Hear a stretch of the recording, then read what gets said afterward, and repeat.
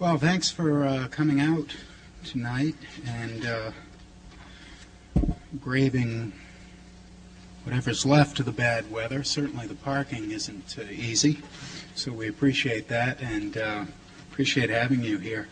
We're going to get right into the discussion about the 1983 report, A Nation at Risk, and about our new book, A Nation Reformed, American Education 20 Years After A Nation at Risk, by the Harvard Education Press, a book that takes this opportunity of the anniversary to step back and really assess where we've come in 20 years, what we haven't done yet, that we had hoped to do 20 years ago, and perhaps look into the future a bit as well and see where we're going.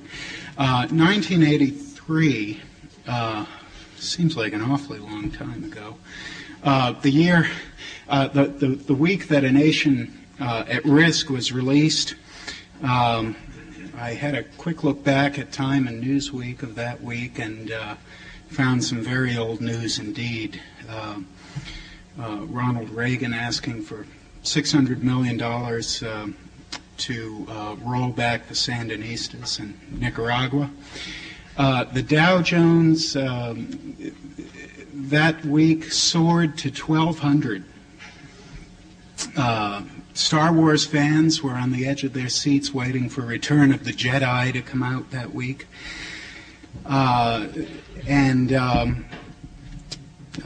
Nastassja Kinski made the cover of Time as one of the hot new faces from Europe. It really was a long time ago, as you can tell. But that week also, there was a cover story in Newsweek magazine pegged to the release of the report with the title, Can America's Schools Be Saved? And I guess that's the question that one of the questions we'd like to take up this evening. Was the nation ever really at risk at that time? Did the report accurately represent the condition of education? And the nation at risk precipitated a great deal of change, but has that change led to genuine improvement in U.S. education? And finally, we're going to ask our panelists as well if you've had the opportunity to serve on a committee that could set an agenda for the next 20 years, much as A Nation at Risk did for the last 20 years. What key issue would you want to have addressed? But first, I'd like to just introduce our panelists. We have, let's see, we'll start down at the end there with Bob Schwartz. As I mentioned in the introduction of the book, for an inside look at the emerging role states have played in education reform, there's no better guide than Bob Schwartz. As a policy advisor, education program director at the Pew Charitable Trust, founding president of Achieve, the nonprofit created by governors and business leaders to expedite school improvement and accountability. Bob has seen firsthand the way state leaders have stepped forward to take charge in education reform and how their emphasis shifted over 2 decades to build a stronger teacher corps and support bottom-up innovation rather than just top-down mandates. Next is Patricia Alger Graham, who is the Charles Warren Research Professor of the History of American Education here at HGSE. She joined the faculty here in 1974, served as dean from 1982 to 1981, so covering the period when A Nation at Risk was issued. And she has been a school teacher and high school guidance counselor, director of Barnard College's education program before that, and has numerous other credentials and has a wonderful foreword in the book, which I urge you all to read once you've purchased the book outside at a great discount. Jeff Howard is joining us as well. Jeff is founder and president of the Efficacy Institute here in Massachusetts. He has more than 25 years as a staff developer and consultant to school and community leaders on systemic education reform, and as a consultant to corporate executives and senior managers of Fortune 1000 companies in the arena of diversity and human development. In his piece in the book as well, Jeff noted that when it comes to educating poor and minority students, a deeply rooted cultural prejudice undermines efforts to set high standards and hold both children and adults accountable for meeting them. The idea that intelligence is fixed at birth and unequally distributed, especially among those from minority communities or disadvantaged backgrounds, disables the very notion of equal opportunity education by creating, quote, relative standards and a sliding scale of expectations, unquote. So some of you may want to ask Jeff more about that as well. Richard F. Elmore is also joining us. He is the Gregory Anrig Professor of Educational Leadership here at HGSE. His research focuses on the effects of federal, state, and local education policy on schools and classrooms. He also, I'm delighted to say, is our faculty editor for the Harvard Education Letter, which I edit, so I have the great pleasure to work with him on that. And in his piece, Professor Elmore reminds us that policymakers have been pretty slow in the last 20 years to pick up on the fact that change is not the same as improvement. And as a result, all the time, money, and talk invested in reforms have not always changed the fundamental work of schools, which is classroom instruction. So that's also a topic that will no doubt come up tonight. Kim Marshall graduated from the college here in 1969 and taught in a Boston middle school until 1980, when he returned to Harvard and got his master's degree here at the Ed School, and then went into the central office of Boston Public Schools. Eager to get back into schools, in 1987, Kim began the first of 15 years as principal of Boston's Mather Elementary School, which happens to be the oldest public elementary school in the United States. And in the summer of 2002, he left that position and began working with New Leaders for New Schools, which recruits, trains, and supports urban principals. And Kim's essay in the book assesses the false starts, detours, and regressions, as he calls them, at the Mather School as it rose from rock bottom to the top third in Boston's citywide standings. So he'll be talking a bit about that as well. Tim Knowles, to his right, serves currently as Deputy Superintendent for the Boston Public Schools, and has also served as co-director of the Boston Annenberg Challenge, a 5-year school reform effort focused on improving instruction in the public schools here in Boston. And Tim, in A Nation Reformed, which, if I haven't mentioned, you can get outside the door here at an excellent discount. Tim has written that the new K-12 landscape has redefined what good school leadership is, what it requires, how it is measured, and how it is developed. Not only must school leaders learn to reinvent their schools, many of them also must learn to reinvent themselves.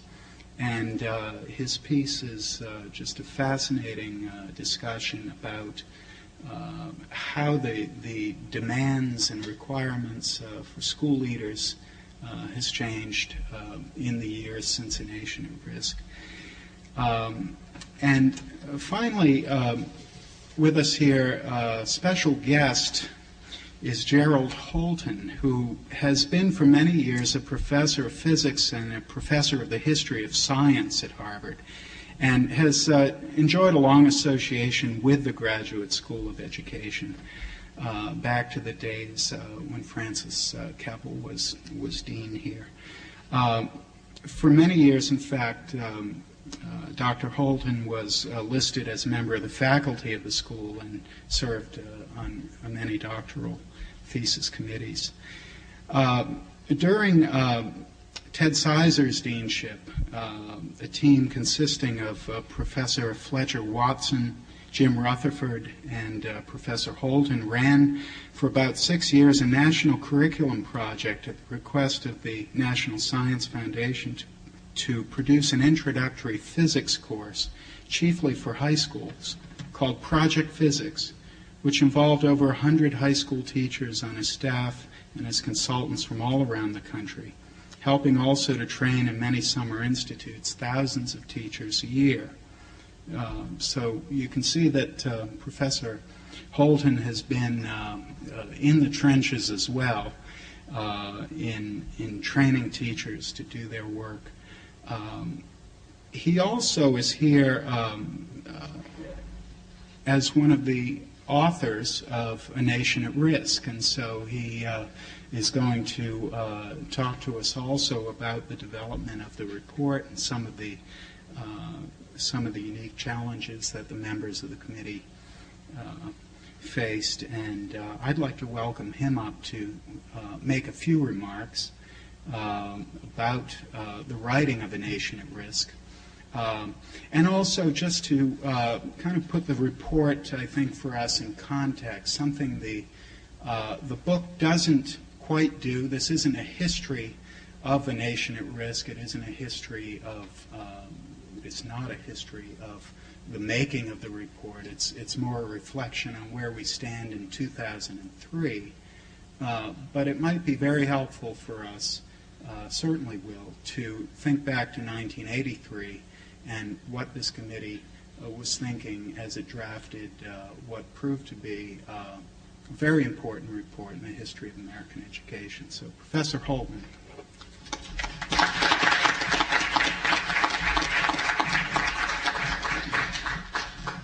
Thank you so much for your introduction.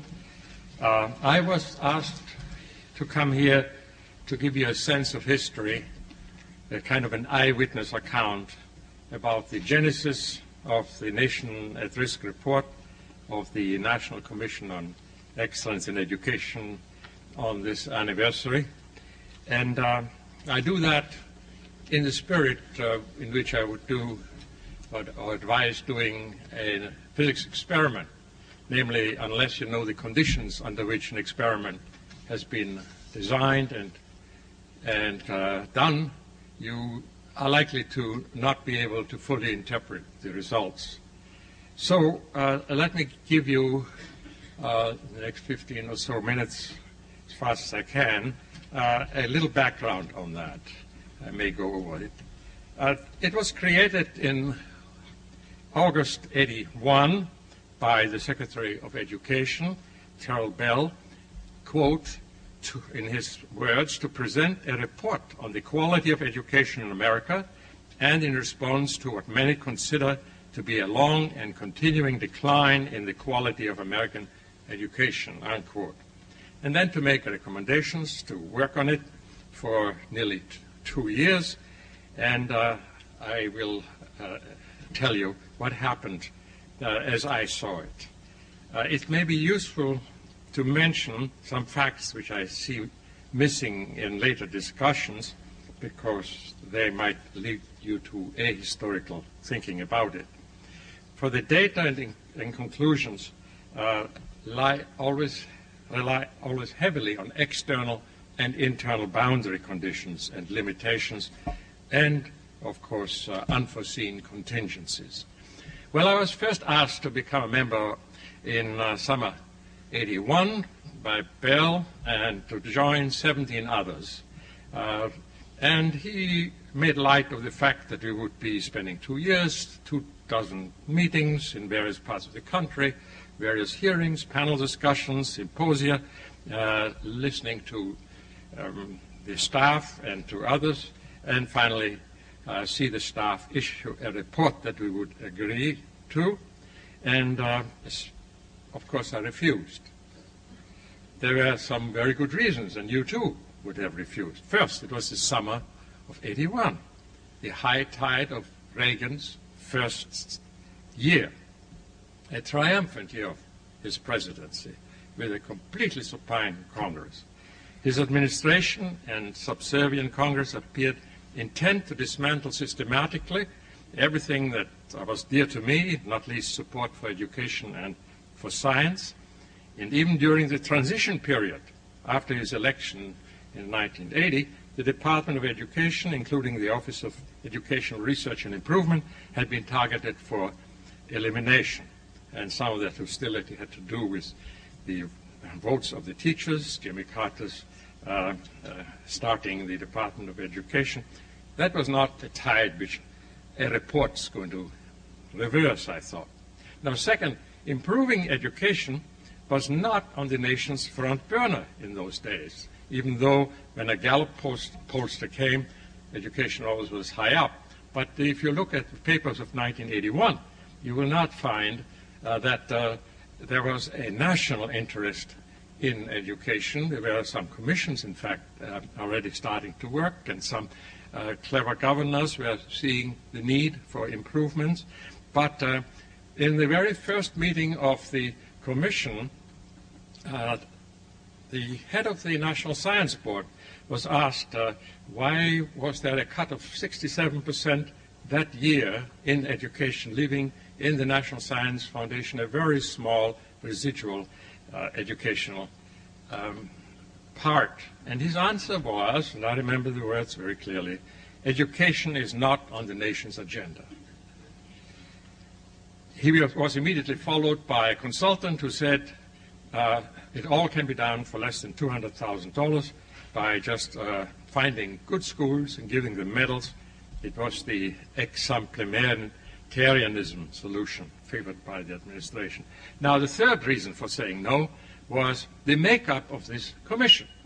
All honorable men, and a couple of honorable ladies too. The chairman, David Gardner, wonderful fellow, president of the University of Utah, a Nobel laureate over there in chemistry, and the other prior head of the Bell Telephone Laboratories, a governor, some presidents, some school board association people, some high school principal, a teacher of the year, and so on. But there was not one national, prominent, professional expert on education. There was no Ted Sizer, Pat Graham, no Ed Boyer, no Doc Howe, no Mosteller, Larry Kremen, Fred Heckinger, Al Shanker, John Goodall, etc. I thought these omissions were intellectually and politically dangerous, and they came back to haunt the report, as I'll show you. Last but not least, I had my fill of national and international commissions that issued reports which disappeared into black holes immediately. And in view of Reagan's unshakable dedication to a very small number of causes, this report was not going to change much either. But by mid-August '81, I received a phone call from a friend, W.O. Baker, this wonderful man who for many years had built up the great Bell Telephone Labs, a friend of mine. He argued I was the only one on the list that had hand-on experience in improving secondary education on a national scale, and so in the long run I accepted on condition I could write a minority report. Well, the first day of our meeting, unforgettable. Mr. Reagan received us in the White House, wonderful, cheerful, jovial, charming man. Reading from prepared cards, he told us he had 5 fundamental points that he wants to bring into our report. Bring God back into the classroom. Tuition tax credits, vouchers, the primary responsibility to be now on the parents. And please abolish that abomination, the Department of Education. In addition, he asked us not to waste any more money. They already had put in more than was necessary, and not to do more research, because there were already mountains of research had done no good. Just discover some excellent schools. They'll be the model for all the others. And after we left, I detected no dismay, visible dismay in our group.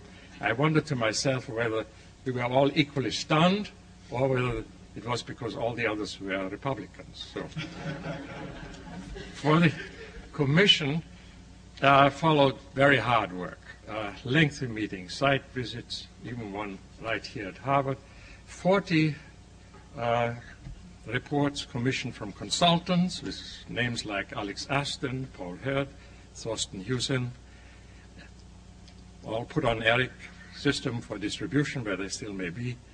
And slowly the commission began to sense the poor state, on average, of secondary school education in the United States. There were some bright spots, but that was a tiny minority.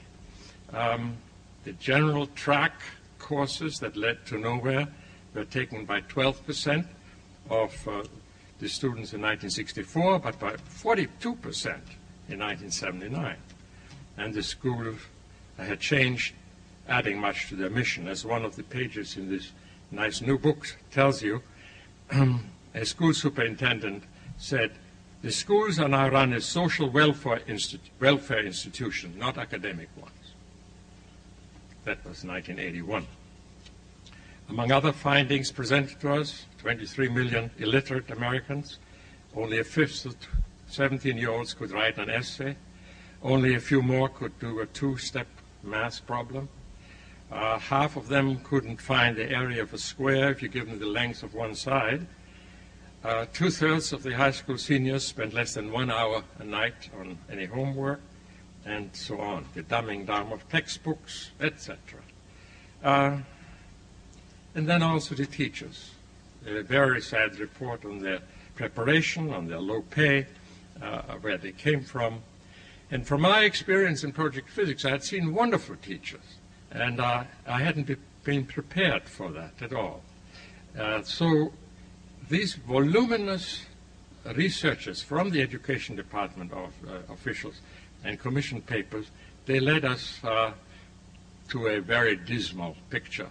And if anybody doubts that this was the situation that was presented from all directions in 81, then he or she is condemned to read the papers, the commission papers, to listen to the tapes, and to look at the data.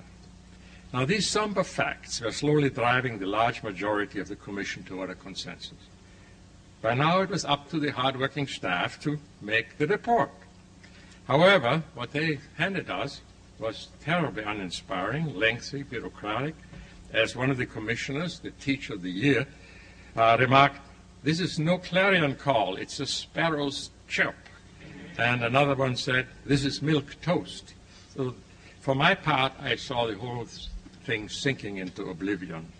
I had expected, except for the small chance that we could somehow guide the staff to write a report to impress the president and some of his administration, nothing would happen. So I argued for a report to be at least short, in clear, compelling language, 30 or so pages. My model was the Vannevar Bush report. Everything else in the appendix, where nobody reads it anyway.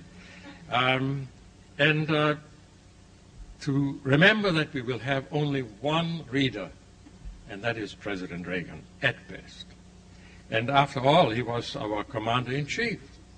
So the title of the report and the first page about the dangers to a poorly educated nation might induce him to read the rest, including the all-important recommendations at the end, most of which would take courage to write in the climate of the day. And above all, we shouldn't even mention his 5 cardinal points, which he told us. So a few, Glenn Seaborg and W. Baker, strongly supported this approach, but the consensus in the commission was that we must not try to put a dollar sign on anything. And I was very sad about that, but I knew that the NSF report was coming along just behind us and would have at least some figures what it would take for science. So the staff went back to the drawing board. It didn't do any good. It was now March 93, March 83. We were at the breaking point. A few more weeks left before our report was due at the hand of Ted Bell. So as a kind of swan song, I gave a little speech during the next closed meeting on what I thought the report should contain. I still have the tape of that. And I began to write my minority report. But then something quite unexpected happened. As we were breaking up, I found Baker on one side, very close, and Seaborg on the other. I'd seen this in movies. And they steered me toward an open elevator, and the one pushed the button for the top floor. We were in a big hotel. And inside they said, "We have decided that you have to write a draft of the report. This is Thursday, so you have Friday, Saturday, Sunday, maybe Monday, but we want to have it by Tuesday." Well, I was unaware of the ultimate Machiavellian use that was going to be made of the report, of which I'll say something in a moment. But I did feel it my patriotic duty to try this. So I sat down, I began, I just found the other day the copy of my handwritten note. The first draft starts, "America is at risk if a hostile and wily foreign power had somehow imposed on America the pervasive, mediocre educational performance, we would have declared war on it." After all, Reagan was our commander-in-chief. Maybe he would understand it. And I even put in 2 quotations from his own speeches, which were the only 2 that I could find that seemed suitable for. So many later commentators seem not to have read much beyond these first wake-up pages and don't know to whom this was addressed. They missed the meat of the report, which is in the recommendation at the end, which had, contrary to the current view then, were quite courageous. We asked for those 5 new basics, 4 years of English, 3 of math, 3 of science, 3 of social studies, and on and on. And we called for rigorous and measurable standards, a learning society, because we wanted to have a learning society as a model for what schooling should be. More time to learn basics, making teaching a respected profession, and on and on. You must read those 5 recommendations if you haven't done it before. And we added that we shall hold educators and elected officials responsible for providing the leadership, and in italics, that the federal government has the primary responsibility to identify the national interest in education, contrary to this wrong view that the Constitution, the 10th Amendment, takes the government out of anything having to do with education as then was fashionable. Well, the head of our commission, Gardner, then took over the draft. He was revealed, having kept his head very low all this time, he was revealed to be a master negotiator, and so I regretted some of the changes, but in turn we came to a unanimous report pushed by the data presented to us. And now comes the final drama. The President invited us and the whole commission back to the White House. On a bright late April day, 83, in the state dining room, we were all sitting in front. Behind us, a few invited guests. Behind those, reporters and TV cameras. The President is nowhere to be seen. We are waiting. Now, Gardner, our leader, and Baker knew that there was something going on in the White House. Namely, Reagan was still deciding which of 2 speeches to give. One prepared by Jim Baker and Mike Deaver, who were for the report, and the other by Ed Meese, his counselor, who was virulently against it. Finally, Reagan bounded into the room. he thanked us all in his charming way. Ever the great communicator, he lifted a copy of the report, and he said, "This report completely coincides with my ideas about what will cure education.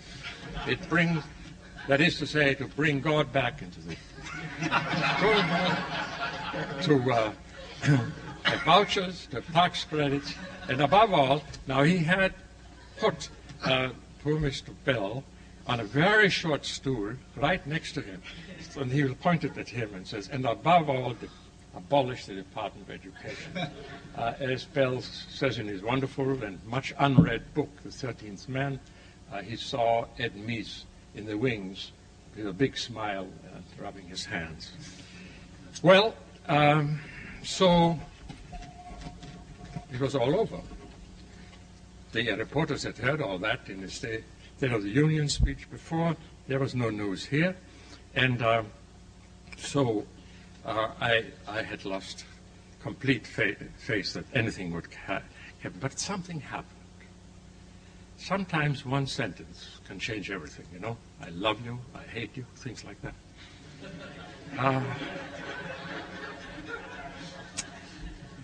One of the commissioners, after we all looked at each other in puzzlement, one of the commissioners, in a stage whisper, turned toward the back, said, "We have been had." Well, for reporters who were completely uninterested in education, this was like blood spilled before sharks. They sensed this conflict between Reagan's words. They finally read what is in the report, which was given to them, and they pounced on us, each of us invited out for dinners. And the result, you know, it got on the front page of practically every major paper in the nation. 500,000 copies were either bought at $4.50 or given away, and then through reprinting and Sunday supplements and so on, 6.5 million copies of that report. So we had not been had. Or had we, after all? Reagan saw this national response. He skillfully associated himself at once with it on TV, radio appearances, leaving the impression he had commissioned this report. Bell testifies that he quickly had to hold 12 regional dissemination conferences, what he called a long campaign to disseminate a nation at risk report. The polls show the administration, which was gearing up for the election, that the public was pleased with all of this. So Reagan gave a total of 51 speeches on TV and radio referring to the report on the need for educational reform, wanting, in Bell's word, quote, to get the greatest possible mileage from the Commission's report. It produced a high, quote, political payoff, unquote. And Bell adds, he stole the issue from Walter Mondale, the true friend of education, and it cost us nothing. The hoopla about caring for education, Bell wrote, quote, obscured the concern about the cuts in welfare, aid to dependent children, Medicaid, and other social programs. That's all in his book, The 13th Man. In short, the great betrayal was gearing up, using the nation at risk, so to speak, as a Trojan horse. As soon as Reagan was re-elected, the Education Department the budget was sharply cut, educational improvement disappeared from the propaganda. As Bell put it in his book, a nation at risk had served its purpose. It helped in the campaign for re-election. Seeing now no commitment on the federal level, Bell resigned late in '84. Well, it was not all lost. Some of the governors eventually adopted some of the recommendation, at least in spirit. Within about a year of the report, an increase in the number of academic courses for high school graduation was approved in 35 states. Some had discussed it even before. But there was a group which hated that report, as I knew it would be.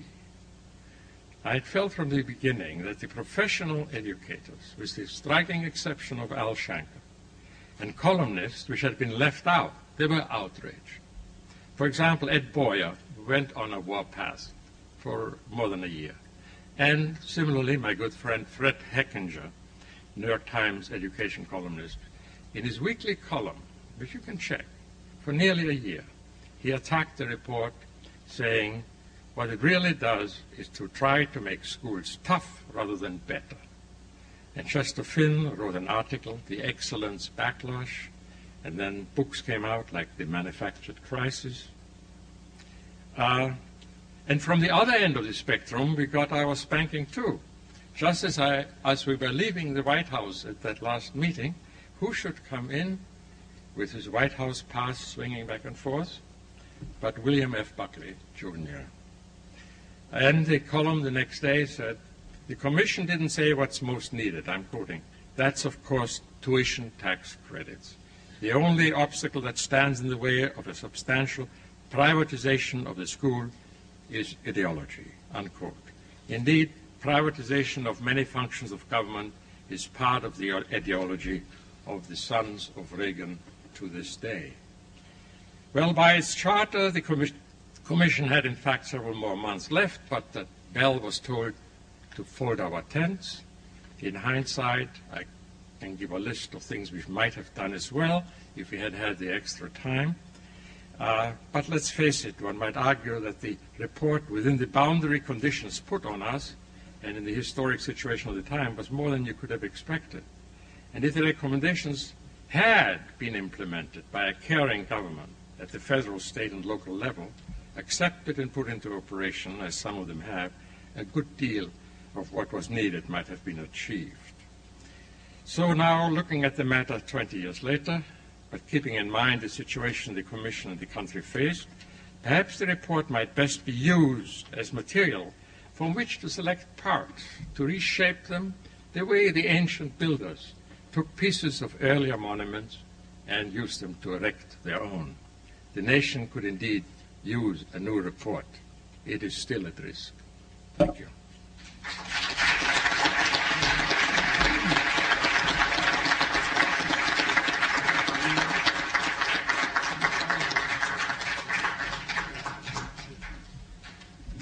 Thank you, Professor Holton.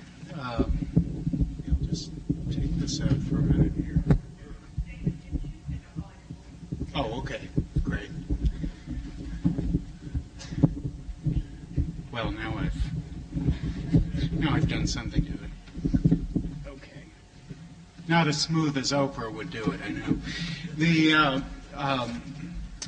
Thank you very much. That was fascinating, and I did notice also in going back to the news reports of that week that President Reagan did speak very warmly of the report in his radio address and mentioned that school prayer would be much welcomed at this time. So it certainly was consistent, I guess, at least in that respect.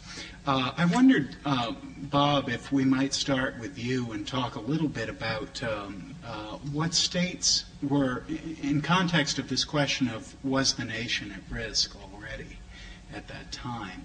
Maybe you could talk a little bit about what states already were doing, because there's a kind of popular idea that school reform is something that started sort of after this time, and yet in many states it already was well underway, and perhaps you could talk a little bit about that and how perhaps the report or the attention that was given to the report gave a boost to those states that really wanted to make reform happen.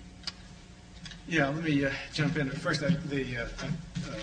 Gerald Holton's history was just wonderful, and the implicit in his comments about the way Reagan managed this, of course, was that because he had so reduced expectations that the federal government would do anything, the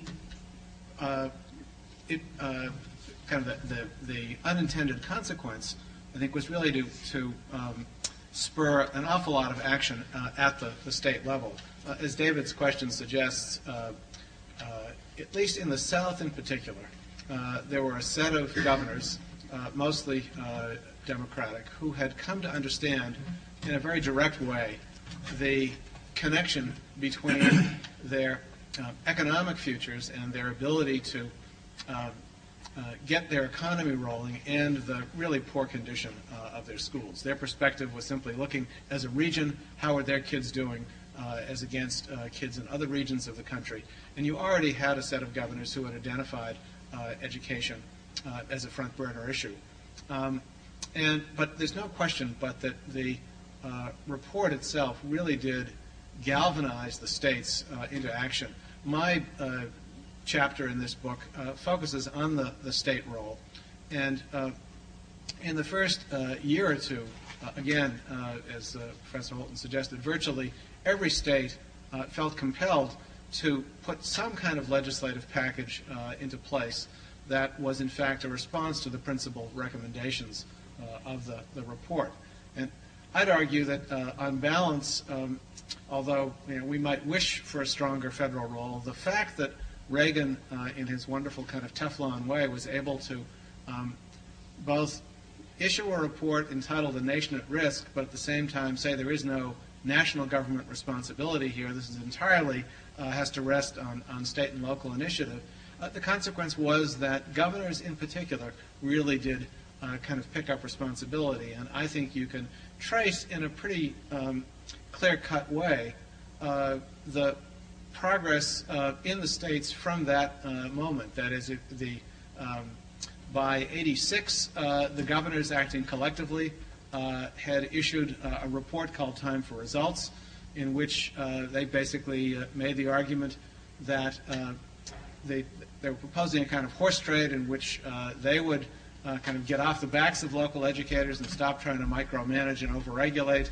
If in return they could get the education community to commit to measurable results and improvement, you can then just kind of move right through. By the end of the '80s, the governors again collectively, this time with President Bush in the White House, coming together for a national summit and adopting for the first time national education goals. I could walk you through 3 or 4 more episodes over the next 3 or 4 years, ultimately, with some irony, I suppose, culminating in No Child Left Behind.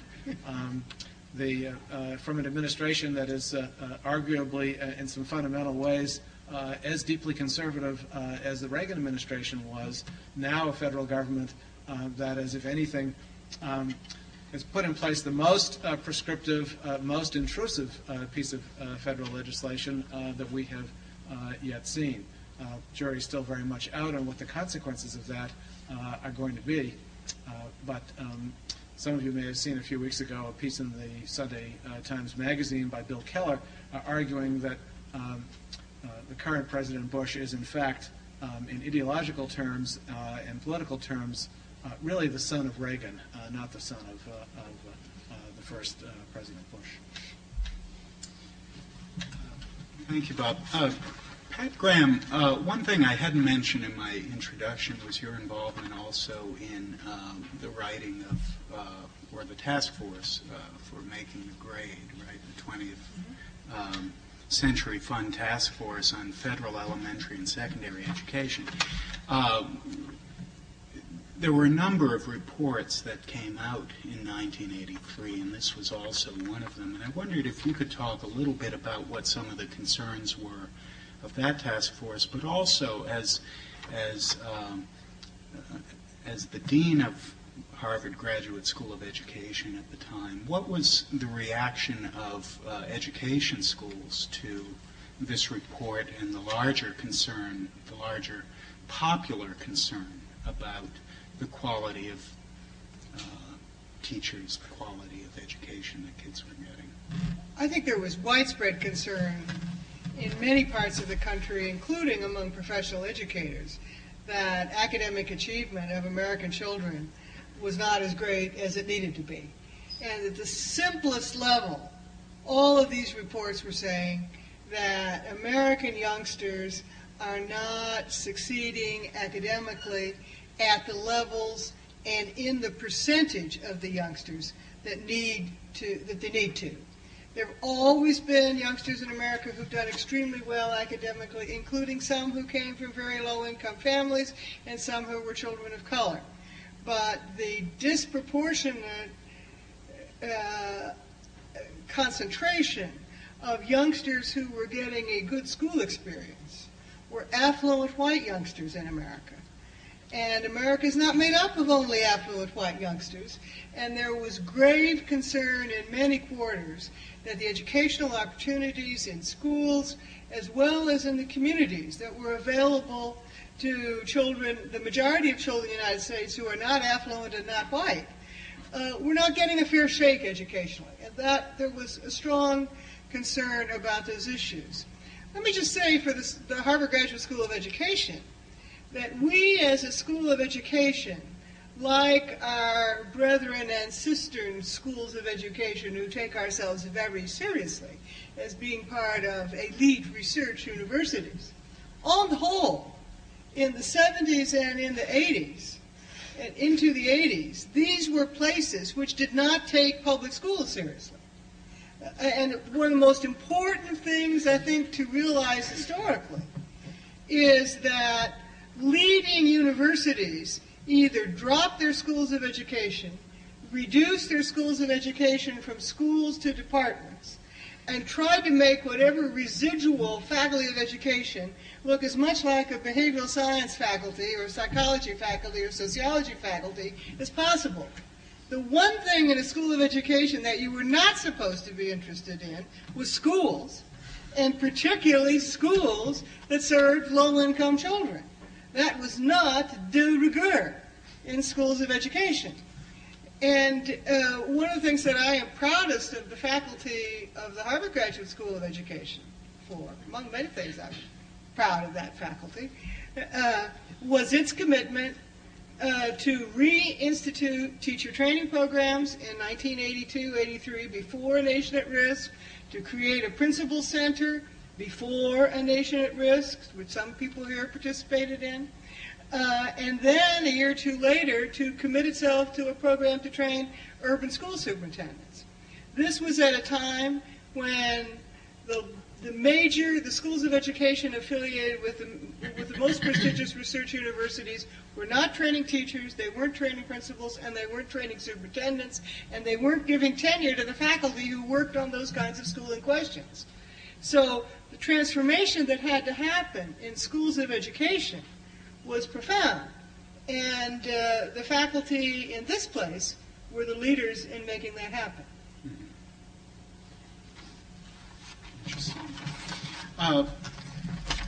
Jeff Howard, you have spent much of your career working to help schools understand how to serve kids better, how to educate kids better, how to organize their work so that not just affluent kids are educated better, but all kids are.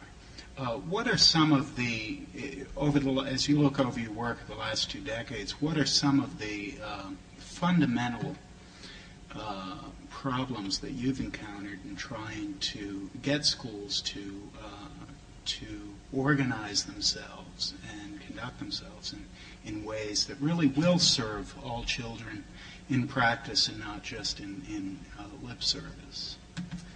I probably started, but certainly have been reinforced for being a reductionist.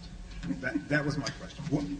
What is going on here? You walk into urban classrooms across the country, and there's this guy showing a video, okay, and reading his newspaper while the kids are supposed to be watching the video, and he's completely disconnected, and it's clear that as long as they don't act up, that's okay.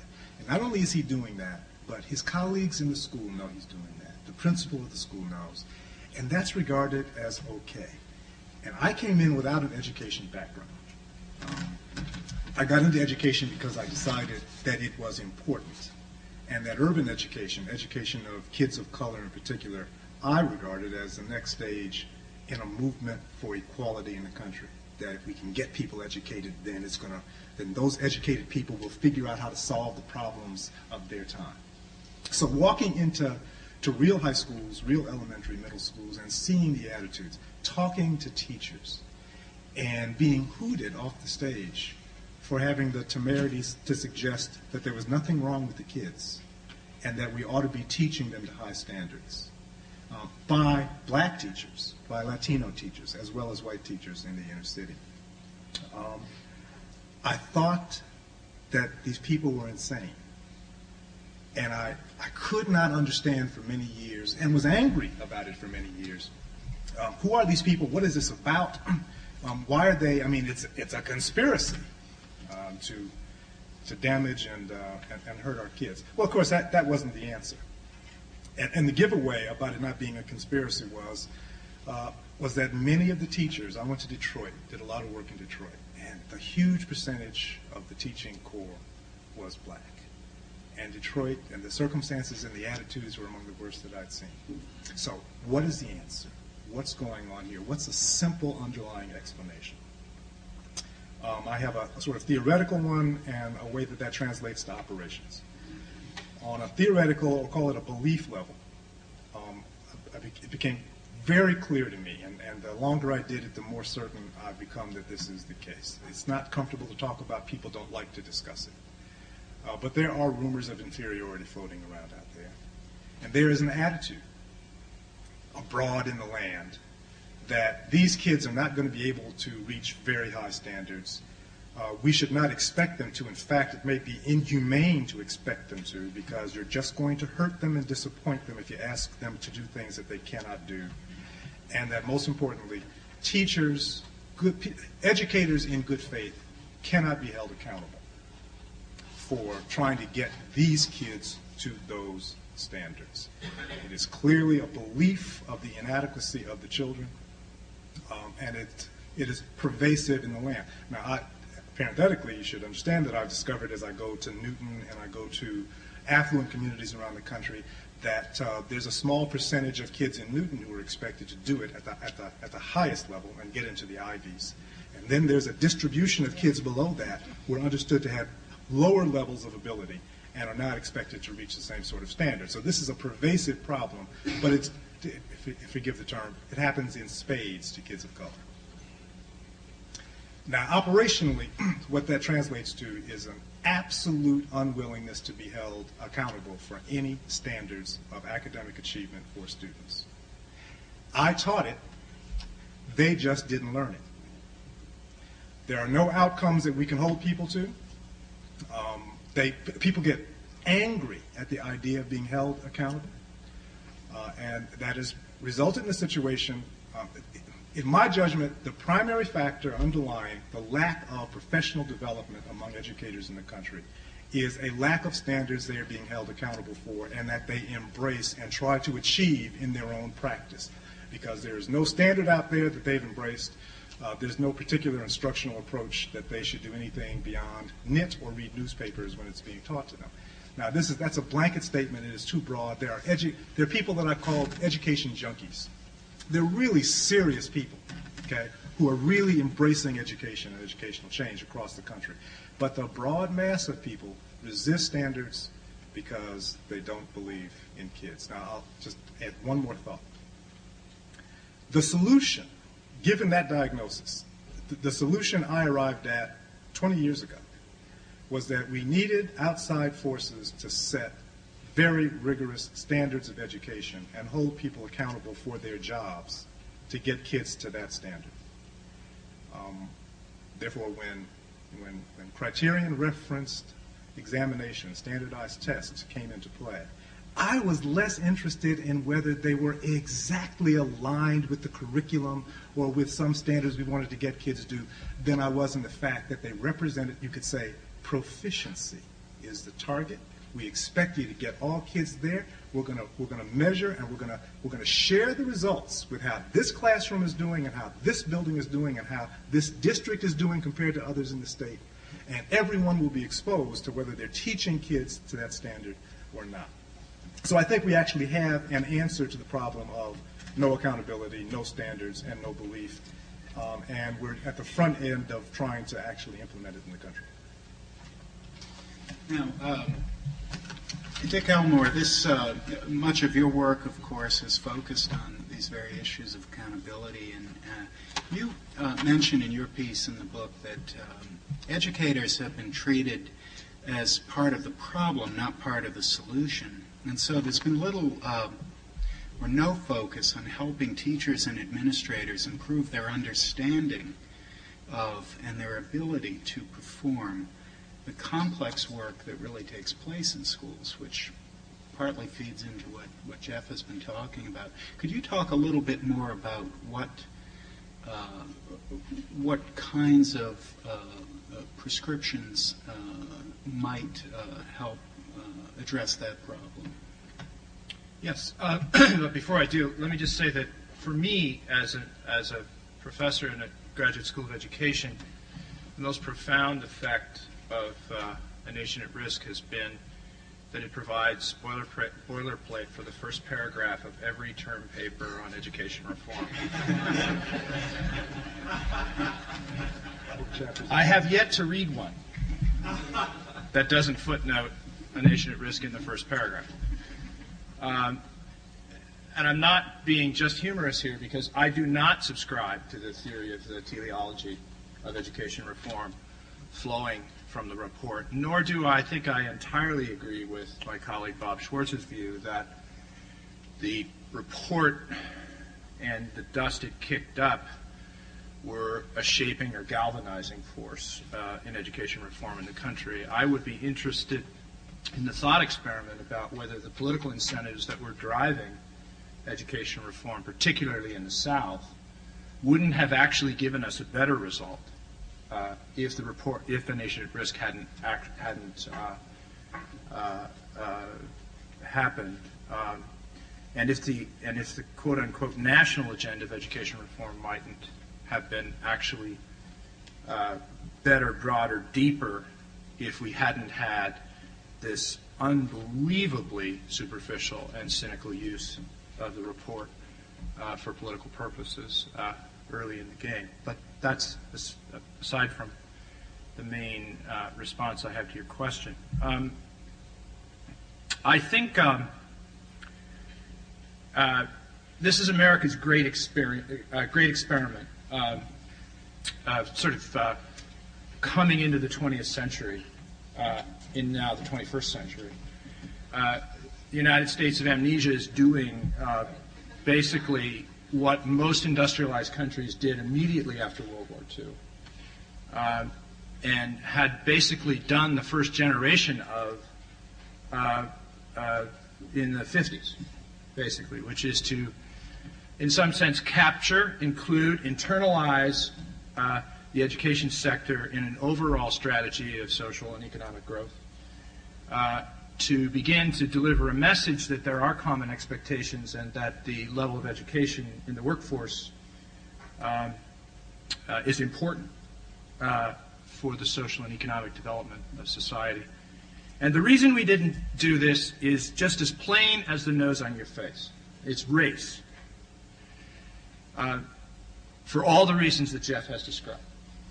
We have found it chronically difficult to deal with the question of high expectations for schools and for the individuals who work in them and the students who go there, precisely because it has taken us so long to work out this issue of varying expectations as between different groups in society. We have paid an incredibly high price for that, for failing to visit that issue with force and with dedication. And we're still paying that price, and are going to continue to pay that price for quite a while. We're going on 60 years behind the 8 ball, and it's some question about how long it's going to take us to actually catch up on this front.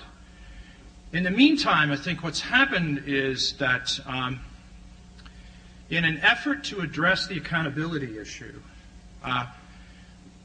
we are playing a dangerous game of what I call in my article in the book parallel play between policy and practice. The political incentives are to keep the reform agenda moving, regardless of whether the resources are there to fund it, regardless of whether the institutional structure is there to support it, because the political incentives are lined up around education reform. What that does, if you let it run its course without any correction, is that it drives us in the direction of simpler, cheaper, more expedient, less profound approaches to reform, which are more disconnected from the classroom, less immediate in terms of the skill and knowledge of people in educational organizations and in the kind of support that's required to help people teach better. And I think that should be the headline for No Child Left Behind. The problem with No Child Left Behind is not that it forces a higher level of accountability on the system. The problem is that it homogenizes what is actually a quite delicate and still quite unformed reform agenda. It eliminates, just ironically, the Laboratory of Federalism, which was actually working on this problem, I think, quite productively. One of the big advantages of reform was that we had lots of different accountability systems running in parallel, and we could figure out what the dangers were in various models. We've now pretty much wiped that out. And it forces political discourse and funding and attention toward testing as the primary instrument of public policy and away from what I call capacity building, investments in the knowledge and skill of people in the workplace and prior to the time they get in the workplace. So we're now playing what I think is a very, very, very dangerous game, which is we've raised the ante on expectations, we've called attention to what's called the achievement gap. I prefer to call it the teaching gap. And we have created a situation in which we are underinvesting in the knowledge and skill of teachers and school leaders who are required to carry out this agenda, and overinvesting in measurement and in testing. And as this gap widens, the credibility of both the policy and of the institutional structure it's trying to influence diminish. We're playing a very dangerous game. Thank you. The emphasis on rigorous testing and standards. Kim Marshall writes in his piece, gave both teachers and administrators a fresh focus and intensity in their efforts to improve at the Mather School. And perhaps you could talk a little bit about how that happened there. Actually, let me go all the way back to my years as a teacher. Sure. Starting in '69 and making note of the lack of external standards for proficiency, as Jeff said. It's very striking to me thinking about my 11 years as a middle school person, teacher, and administrator in the 70s, that all of our effort was focused around keeping kids in order, keeping kids entertained, keeping kids happy, making them learn better, but never in terms of any kind of external standard of what proficiency looked like, what knowledge looked like. We were basically inventing curriculum as we went along. In my own classroom, I wrote about the Bermuda Triangle, the Titanic, Angela Davis, anything that came to mind that seemed interesting and would grip them. Kennedy assassination, and a lot of math and a lot of English and a lot of writing. But it never even occurred to me to think of preparing my kids for any kind of external standard of proficiency. So it was very striking. And I think I was a good teacher.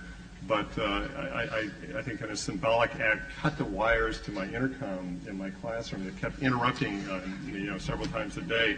And I was really cutting myself off from any kind of outside accountability. And even though I was a good teacher, I guess in retrospect, I really wasn't a very good teacher. And I think a lot of my kids never achieved any kind of meaningful proficiency. Then as a central office person, writing curriculum, once again, doing curriculum really as sort of a synthesis of national ideas about curriculum, but not with respect to any kind of meaningful standard. Boston in the 80s struggled to come up with curriculum reference tests and ended up making fools of ourselves because they just weren't very good tests and there wasn't anything very authoritative. For a brief period of time in Boston, there was this sort of alignment of, oh my God, there are standards, we're going to have to do something here. And then very quickly people realized the tests were a joke. There wasn't anything else really except the norm reference test, which you couldn't prepare for anyway. And it all sort of went down the drain fairly quickly after that. And then as a principal, really having to invent what the standards were, what a second grade teacher needed to do, what a third grader needed to know and be able to do, because there wasn't any authoritative definition of what that was anywhere in the country. It was just beginning in the 80s, but it really wasn't out there. And so it really was a major event. I talk about this in my chapter here, when the MCAS came over the horizon. And a lot of people around here and elsewhere, sort of think, MCAS, horrible. Can't talk about it. It had a galvanizing effect in our school because I was willing to make it the standard that had been missing all along, and make it something that we could focus our efforts on for the first time that I can remember in all of my 30 years of education. So it's right around, and this flowed from the Nation of Risk. At that point we didn't get it at all, because it was fairly general. But I think there was a direct flow, as Bob has described, toward the governors, towards national standards, and towards Massachusetts standards, which, and I think we don't have this perspective very much in our state, that this is really the best, one of the best, and I think Achieve has found this, if not the best, set of standards and set of aligned tests that exist. Now, there are flaws, there are glitches and so forth, and so as a principal, it was a real defining moment for us as a staff. Years before, the question from a fourth grade teacher of me, after flipping through the norm reference test and trying to give teachers a heads up in an ethical way of what was coming up, this teacher finally throwing up her hands and saying, just tell me what to teach. Just tell me what to teach. I'm willing. I'm able to do it. I'm not a renegade like you were, when you were in your classroom, teaching about the Bermuda Triangle. I'm willing to teach it, but tell me what it is. And finally being able to say to people, there really is something quite substantive. It's very challenging. And I think, by the way, one of the greatest challenges is honing it down. Doug Reeves has done wonderful work around what are the essential, the core skills, because American education is always guilty of too much. 182 math standards as opposed to 27 in Japan or whatever it is. But it has made a huge difference. And I think we got a long way to go. I hear very clearly what Dick Elmore is saying about the dangerous game that we're playing. I particularly picked up on the part in his chapter where he talked about gaming the system, about the evil consequences of teaching the test, test prep, all this garbage that's come out of publishers now and a lot of money over, rather than deeply embedding the good standards in your day-to-day curriculum and never doing test prep, just doing curriculum that's aligned with tests and then being held accountable for it. Tim, you have written about how the principal's job and the school administrator's job has changed profoundly in the last 20 years from one where administrators were responsible largely for keeping an eye on the budget, making sure the buses ran on time, making sure parents and policymakers were satisfied, to actually having to know something about and influence instruction in the classroom. Could you talk about that? Sure. I should admit that I was a senior in high school when this report was published. You just had to say that. I did. I couldn't resist. So had someone told me at that moment that the nation was at risk, I would have taken it very personally, and I would have said, you're right, it probably is at risk. But on some level, I think it's worth pointing out that talking to students in Boston Public Schools about whether the nation or whether their school or whether the city is at risk today is very informative. Students, and this is, you're going to have to forgive me because I'm going to generalize a little bit, but students who are in underperforming or dysfunctional schools, as well as parents and families in underperforming and dysfunctional schools, will, to a great degree, not think that they're in environments which are in trouble or at risk.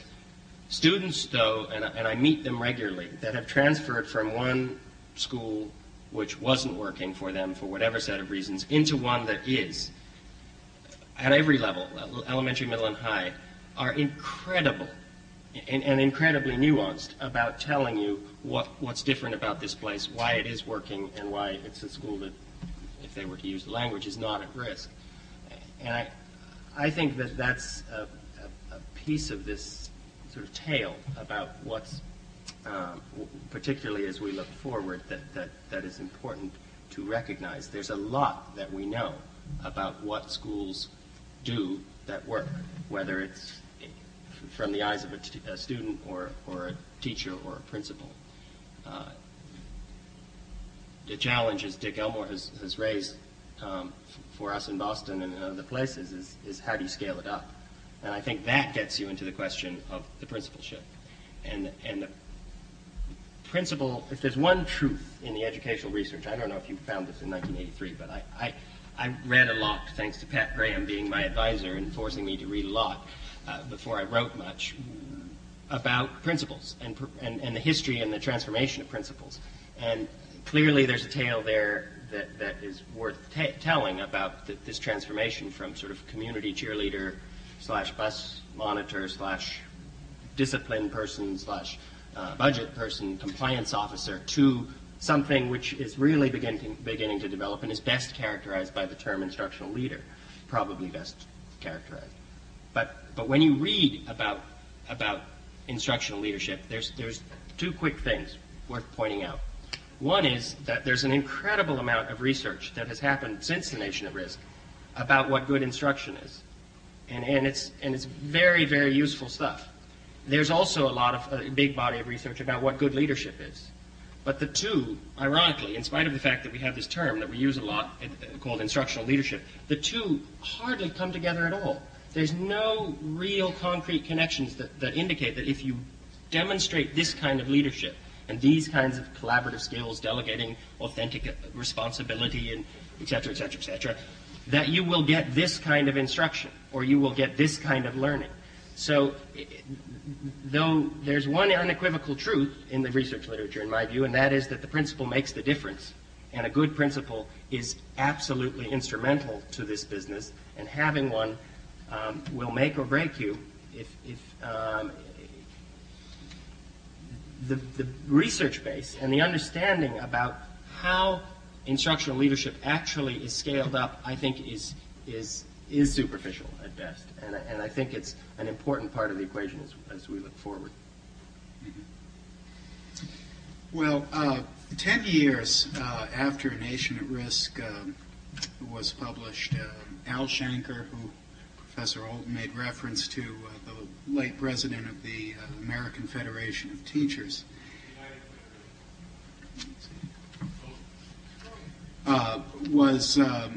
he made the comment that A Nation at Risk is an exposition of what we would now call systemic reform, figuring out what we want students to know and be able to, and making sure that all parts of the education system, standards, curriculum, textbooks, assessments, teacher training, move simultaneously toward the achievement of agreed upon goals. And he was making that statement in the context of almost a mea culpa, where he said, I was one of those that came out in 1983 and said this is just a lot of hooey. And he was, in a sense, retracting that after 10 years of experience and reflection. I guess what I'd like our panelists, maybe starting with Bob and then coming through to Professor Holton again, would be perhaps we could talk a little bit about what kind of education agenda you'd like to see set if you were part of a new committee charged with writing such a report, and what are some of the issues that have traditionally not gotten the kinds of attention they need. I'm with Jack on what I think the basic challenge is, which really is building the capacity of educators and the system to deliver on this very ambitious agenda. Setting the standards, developing aligned assessments, building accountability policies. We're still struggling with those things, but even if we get those right, that's just the first step here. And I think one of the things that is worth observing is that I think rather to everybody's surprise who follows this stuff, what's been striking is the degree to which the country's attention has actually remained focused on this issue. Some of us are old enough to remember Earth Day, and a lot of us thought that that the nation at risk would be Earth Day. There'd be a lot of hoopla. A year later, somebody would acknowledge it was a one-year anniversary, and then we move on to other issues. But if I'm right that we're 20 years in and we're probably not quite at the halfway mark in terms of what needs to be done, it does raise a big question about will we have the political will and the smarts to stay with this and really do the hard part. And that really does revolve principally around making teaching a serious profession with the characteristics of other professions, and acknowledging that schools are only going to get better if we make the kind of continuous investments in the learning of the adults that is going to be required if this agenda is going to be brought off. Fine. I'm all for that, Bob. But, or and I really think we need to look at those schools that serve predominantly children who are born into low-income families.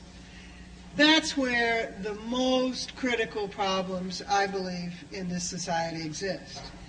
And if you spend much time in schools that do not have many low-income children, one can be enormously impressed with the excellent quality of work that goes on in many of those schools. But if you spend much time in schools that are serving mostly children from low-income families, you can see some elementary schools that are doing a terrific job. But I regret to say I have yet to see a high school that is serving predominantly low-income children that, on the whole, is doing a great job with those kids. So I would think that the next step is to figure out, which means being imaginative with ideas, how to intervene to create an environment in those schools serving predominantly low-income kids to make them better schools for those kids. And I think we're short of three things to do that. We're short of money. That, I think, is the least serious problem. Secondly, we're short of will, which is a very serious problem. And third, we're short of ideas, which are in short supply to make that happen. And where would the ideas come from? I mean, Well, I'm giving you a leading question about ed schools. Well, I think, we have a kind of didactic model about reform. We think first there's an idea, then we think there's a policy, and then we think there's a practice. And we think that there is some kind of descending order of all this. And I think we need to toss out that notion. Ideas can come from practice. Ideas that come from practice are often not formulated in a way that makes the local committee on degrees happy. But the ideas themselves can be extremely useful. But figuring out how to translate those ideas so that they can go beyond the individual classroom and have a more general resonance is very important. But when you think about how much money has been spent on trying to get, just let's take corn, for example. I grew up in the Corn Belt. And we spent a lot of money on corn and how to develop better corn. We're still spending money like that. If we spent that kind of money on trying to develop good ideas about education, either at the ground level, at an intermediate level, or at the highfalutin level, I think we might have a better shot at getting some good ideas. But I think we've got to get away from a model of the single great idea that then washes down to be implemented. Jeff Howard. I would get the best minds, thinkers in the country focused on the question of how do you unleash the intelligence, creativity, and professionalism of the teacher corps in this country.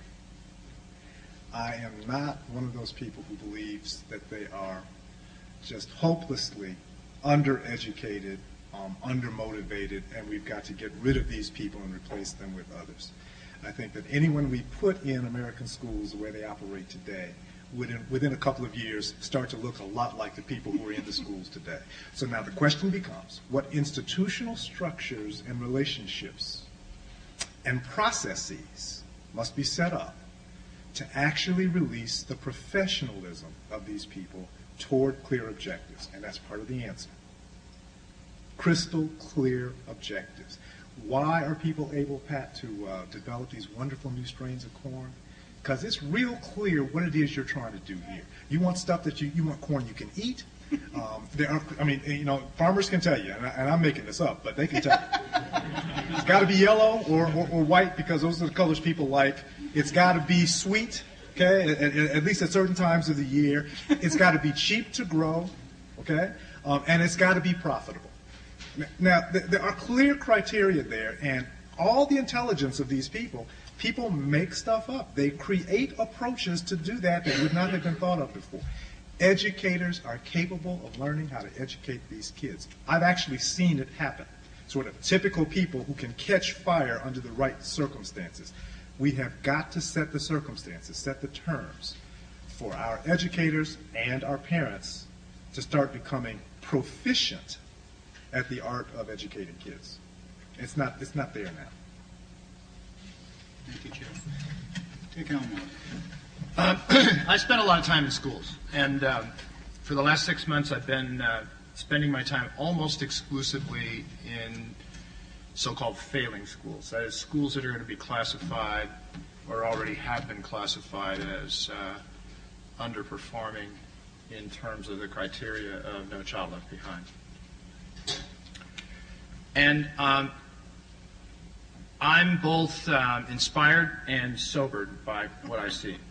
First of all, we've done accountability research, which really characterizes the profoundly failing schools as deeply chaotic, highly atomized environments in which instructional practice is pushed to the lowest level inside classrooms, and there's no common understanding or coherence at the organizational level about the opposite of what Kim was describing. What's quite astonishing to me is that in my unsystematic sample, the number of schools that are failing for that reason is substantially less than I had thought. Most of the schools I have been in that are going to be classified as failing, that are going to go into receivership and ultimately going to be cashed out. In fact, the chancellor of the New York City Public Schools has already tried to fire the principals of some of the schools I've been in, and only except for the intervention of the community superintendent have these people still got their jobs. These schools are engaged in really profound improvements. These schools have internalized the values that the external accountability system is giving them. These schools have worked against incredible odds to produce performance gains that are still quite fragile and at quite a low level. The law requires them, in order to stay in business, to progress at a linear rate over time against, let's say it, a completely arbitrary standard, against completely arbitrary annual increments. There is no educational theory that explains the path that schools have to follow in order to avoid being closed down. This is Alice in Wonderland. And in fact, if you look at their improvement path, it looks like this. There are brief periods of growth, followed by periods of consolidation, followed by periods of growth, followed by periods of consolidation. Those periods of consolidation are something we call learning. That is, those schools are internalizing the practices that got them the initial increment of performance and figuring out what the next problem is. The point I'm trying to make is that we now have a very large proportion of schools out there that have taken this task seriously. What's keeping us back, what's holding them back, is an incredible underinvestment in the knowledge and skill of the people in the buildings, in the resources and support that are necessary, the institutional infrastructure that are necessary to support curriculum, and close work with people in these schools. And above all, I think the reinforcement that what they're producing has value to society at large. We have managed to create a system in which the schools that are taking on the toughest problems and succeeding at it at a collective level are going to bear some of the heaviest costs in the system. We're going to find this out only as a consequence of the implementation of the sanction requirements of No Child Left Behind, and then it will probably be too late. And this is a sign that there are fundamental design problems with the policy, and there are fundamental problems with our whole conception of what reform requires, and the level of human investment that it's going to be required to move these schools. I just hope that some of these schools will survive because they'll show us how this work gets done. And then people at the Harvard Ed School will have people to study. In my new job with New Leaders for New Schools, I'm traveling between Chicago, New York, and the Bay Area, visiting the schools of the first cohort of graduates of this principal training program. And it's a wide variety of 14 principals who are principals or assistant principals in largely schools of poverty.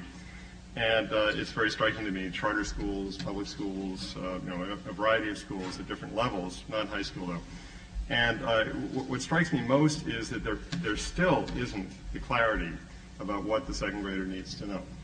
There still isn't the document put into the new teacher's hand saying that this is where we're going. This is northeast, to use Dick's phrase. And that's shocking. And let me contrast that to the description in my favorite recent education book, The Teaching Gap. If you haven't read this, I highly recommend it, Ebert and Stigler, of what's happening in Japan, where there is a national curriculum. Oh my God, a national curriculum. And teachers at a particular level are able to focus, and according to them, according to their study of Japanese schools, at least at the elementary level, what has driven the improvement process in Japan has been teachers creating lessons over a period of months. It's called lesson study, and it's built in, and I haven't quite got clear where it came from, but it's post-war. Teachers meeting in groups by grade level, creating lessons that they perfect and polish over time, that they try out on kids, that they improve some more, that they teach again with a different group of kids. And that this totally grassroots process of improving teaching, teachers acting as researchers and improvers of their own practice, is what has driven this national level, extraordinary level of achievement in Japan. And so, but I think the prerequisite is clarity about what the second grader needs to know and be able to do. In Japan, they have a national curriculum. So I'm going to go way out on a limb here. You asked me what I would do if I was on the commission now. I'd say, let's have a national curriculum of what kids need to be, the what, just the what kids need to be able to know and be able to do by grade level, by course. And then the how-to has to be grassroots creative right down to the teacher in the school and the principal level. I think my answer is schools aren't interesting enough places for adults to work. And I think that some of them are, but lots of them aren't keeping very good people who should stay in the field, because there's no differentiation in what a teacher does from day one to the last day of their 35th year. There's not an opportunity to engage in discussions about the work and figure out what the learning is, let alone what the next question is. They're not keeping good people. They're keeping some good people, and there are exceptions to this rule, but in terms of schools themselves. But I think that's the question, and it's woven through a lot of what people have suggested, that we've got to figure out how to make schools engaging places for adults to learn as well as kids to learn. Otherwise, we're not going to get there. Second thing I would suggest is that we have to get the incentives lined up right. And what I mean by that is I think there's things we can do that don't cost money that will make a lot of difference. It's really the inverse of the charter theory. If the charter theory suggests that you give schools all the flexibility in the world up front and they will somehow, as a result of that flexibility, get results, it's suggesting that flexibility is very important. but we should reward schools that make progress with increased flexibility. So flexibility over who they staff with, resources, curriculum, governance, use of time, length of school day. Those kinds of things are really important to good schools and people who care deeply about this work.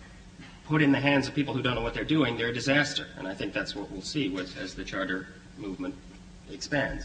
But put in the hands of people who are really thinking hard about improving teaching and learning, they're like gold. Thank you, Tim. Well, Professor Holton, I agree with everything that has been said, and I can only add something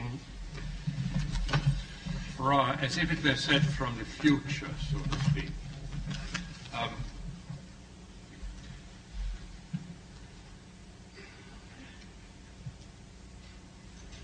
Somehow, when the Gallup polls ask parents, they put education in most of these surveys higher than the military preparedness and health services.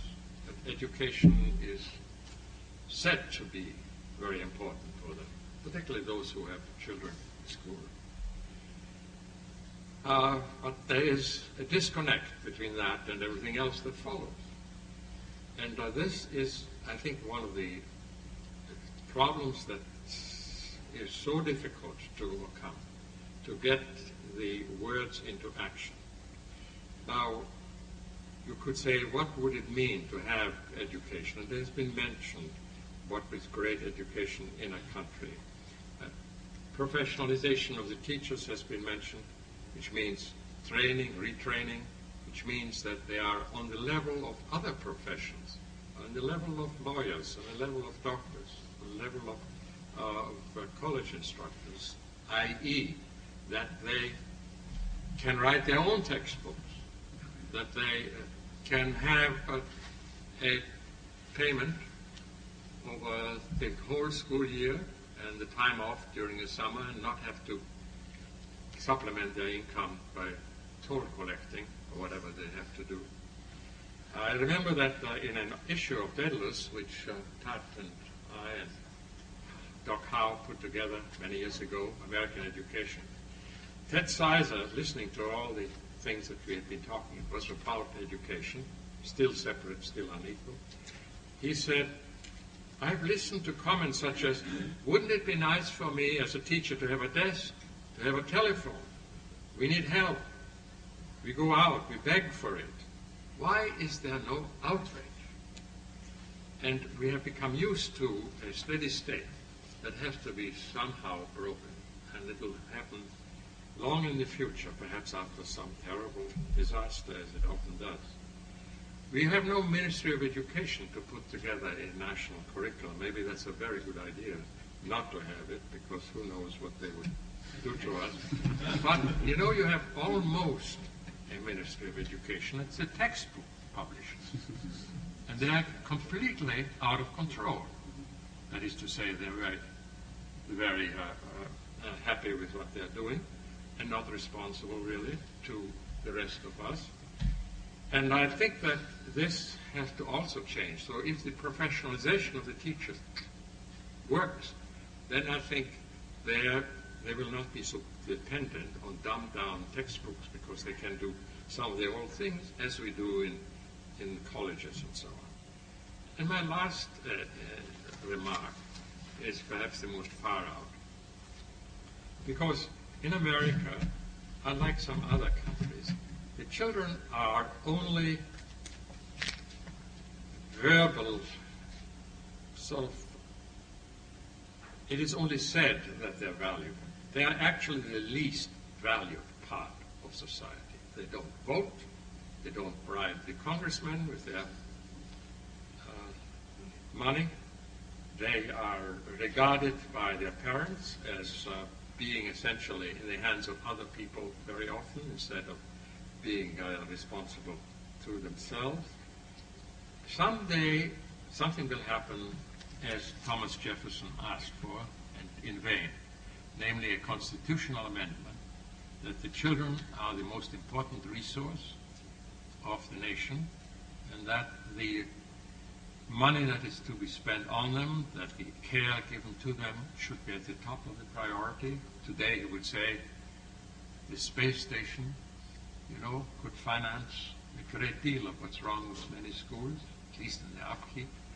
In other words, an equivalent of a constitutional amendment which will put the children where they have to be before the rest of the school system will be taken seriously. Now, how to work on that is another question, but we have very good people. Well, and we're going to have to convene another forum, I think. We'd like to take some questions now. We have a few minutes, and if anyone has questions for our panelists. Thank you. My question is, I heard Dr. Howard talk about the belief systems, and that a problem is that people fundamentally don't believe that certain kids can learn. And I guess a question for other folks who've talked about building capacity, whether it's through instructional leadership or through other venues, how important is it that that particular issue be addressed? In other words, like if a common conception of good practice gets developed and people invest in helping teachers reach that, do you think that that will overcome the belief issue that Jeff talked about? I think you're really pushing that to other people, not to me. Yes. I'd be interested to see whether Jeff agrees with my theory. I've done this review of the literature on professional development, and I was quite shocked to find myself becoming a behaviorist in the process of writing this paper. But there's a guy by the name of Tom Guskey who's developed this pretty straightforward theory that people's beliefs, and it's not original, but it's deep.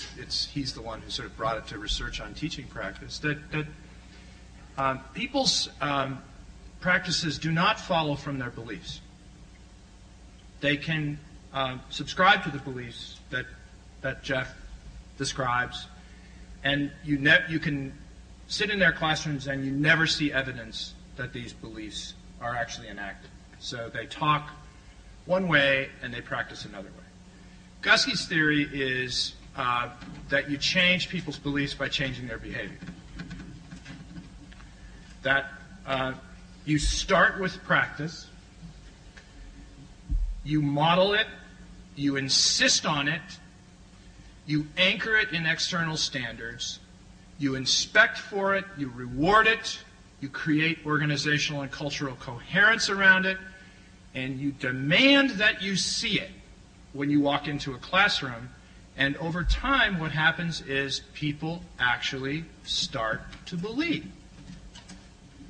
And the reason they start to believe is that they see the consequences of the practice. The strongest incentive structure in education is the feedback loop between teachers and students. They start to actually see the results manifest in the learning of students.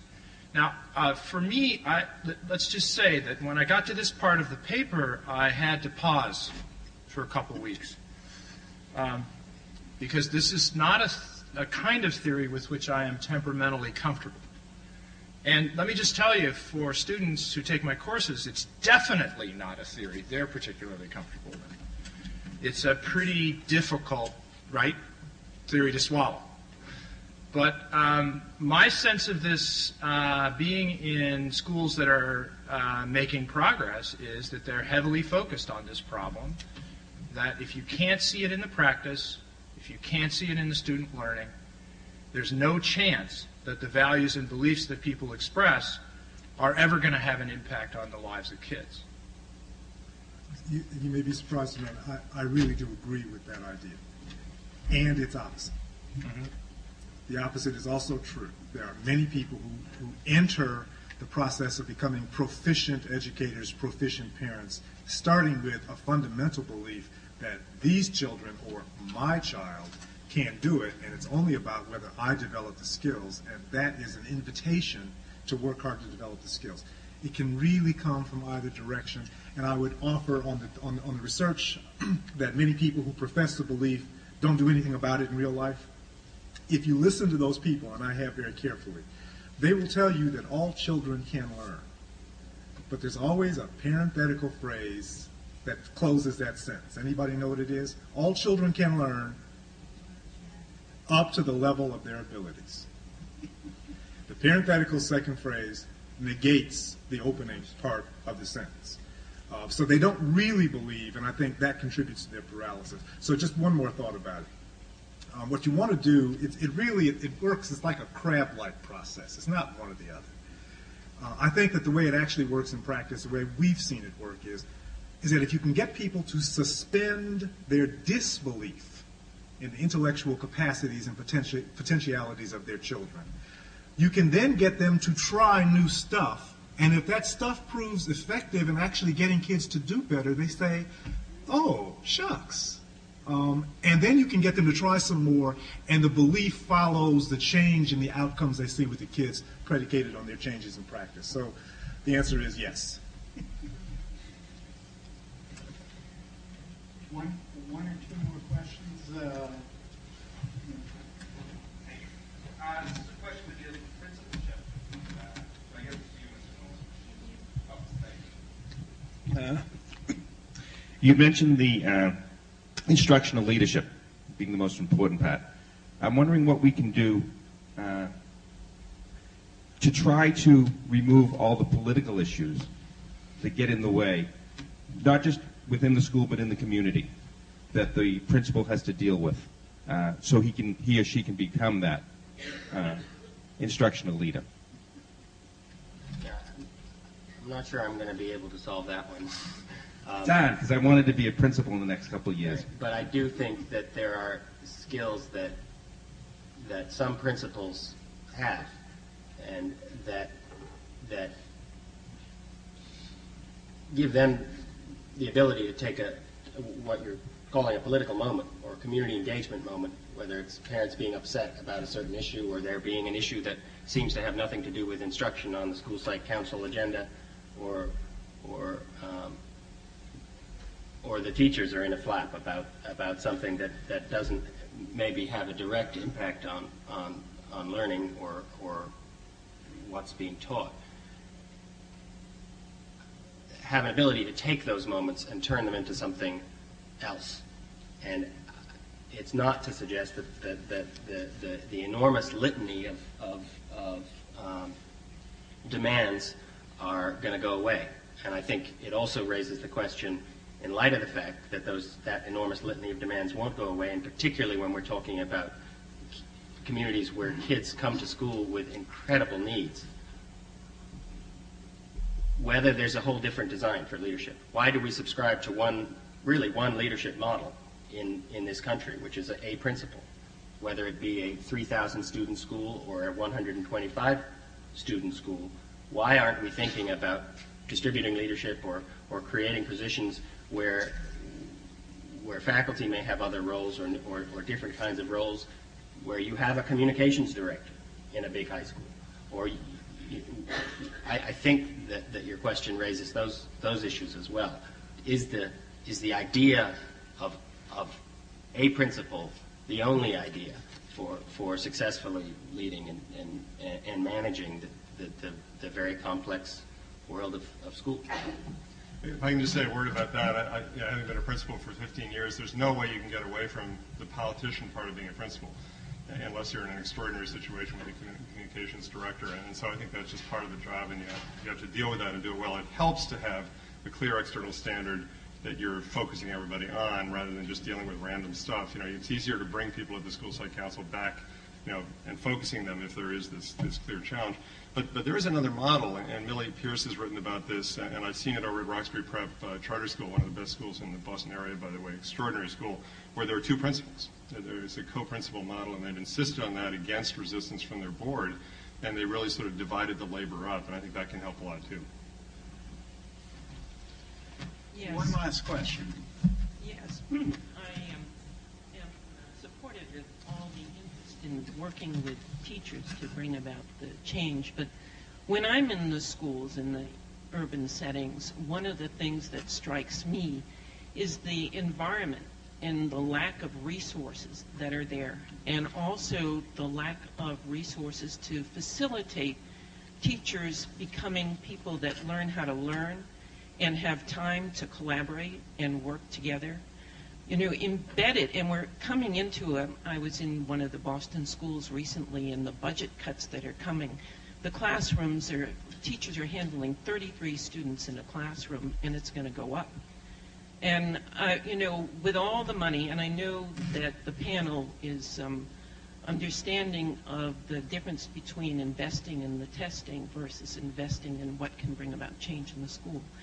But what are we going to do about the situation where there's more and more invested in testing? And by the way, I hear over and over again from teachers, I can't deepen the learning because I have to do the coverage. Right. Anyone game for that? This is a really tricky problem, and it's one on which we're starting to get a little leverage, but we just need a whole lot more focus. It's tricky because it has to be solved on two fronts. One is, as Tim can tell you, there's a daunting problem inside the system about using the existing resources more effectively.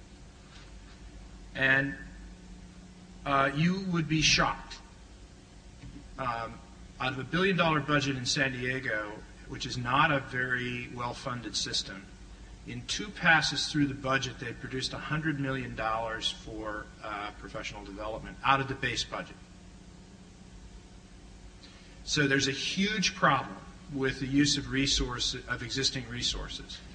And the biggest deadweight resource in the system is the time of teachers. And I like to tell superintendents and principals, time is money that's already been spent. So unless you can capture a fraction of that time for a teacher learning, you're not ever going to leverage the resources of the system effectively. So you've got that problem. But then you also have this problem of tremendous underinvestment in the infrastructure that's required to support teacher and principal learning once you get the resources within the organization mobilized. And I'm just telling you that this is one issue on which policymakers are, for the most part, completely and totally tone deaf. They have bought the argument that accountability will drive the quote-unquote right decisions, that they can get through this education reform period without creating the infrastructure that's necessary to support the learning within the system, and that is a loser. And that's what's going to undermine the authority of the reform, and unfortunately it's going to undermine the authority of the public schools. It's going to make a strong argument for privatizing public education. So that's what I mean when I say we're playing a very dangerous game here. But you can't, this infrastructure that supports learning can't work unless you reallocate resources within the system. And so those two things have to occur in tandem. We're learning a lot about how to do those things, but we're not learning it fast enough, and the resources aren't following the work. Well, we've run out of time. Thank you very much to the panelists and Professor Holton for sharing with us. We could certainly go on for a long time. The book is A Nation Reformed. Also, I should mention, in addition to our super President's Day, Snow Day discount out front, that you also save in purchasing this because the entire report of A Nation at Risk is included, minus some of the extraneous appendices that Gerald Holton referred to, which does you a great service as well. So pick up the book, and again, thanks to our panelists, and thank you for coming.